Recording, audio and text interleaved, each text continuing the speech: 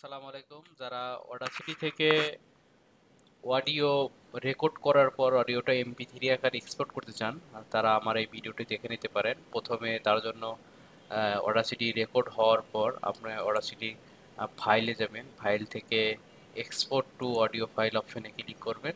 তারপর এটা যেহেতু আমরা কোনো ক্লাউড বেস স্টোরেজ করতেছি না, আমরা আমার কম্পিউটারে অথবা আমার ডিভাইসে করবো, সেই জন্য এক্সপোর্ট টু কম্পিউটারে ক্লিক করব।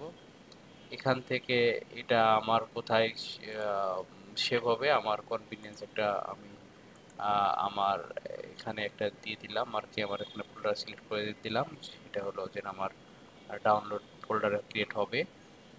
এখান থেকে আমার ইসের ফরম্যাটটা আমি চুজ করব, যেটা আমরা যেহেতু এমপি3 দেবো, এমপি3 আমি দিলাম। এখানে এটাই স্টোরেজ, এটা মনো দিতে পারি।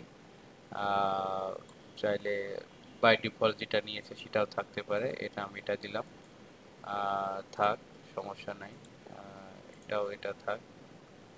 এখান থেকে ইম্পর্টেন্ট যেটা হলো, দেন এই এডিট মিটারটা আমরা অনেক এডিট করি না, যে এটা এডিট করলে হবে কি যে আপনার এটা এসইওর কাজ হয়ে যাবে। আপনি এটা কেউ কপি করলে তাহলে আপনি খুব সহজেই ট্র্যাকিং করতে পারবেন। হাউ টু এক্সপোর্ট অডিও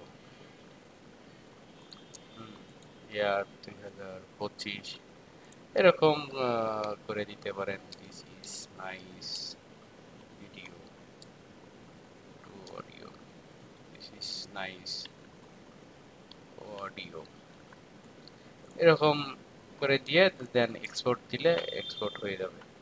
হ্যাঁ, দেখুন আমি যদি আমার ডাউনলোড ফোল্ডারে যাই, এই যেমন অডিওটা এক্সপোর্ট হয়ে গেছে। আসসালামু আলাইকুম। আপনারা যারা আমার মতন ঠিক আছে, থ্যাংক ইউ সবাইকে। সফটওয়্যার খুঁজছেন তাদের জন্য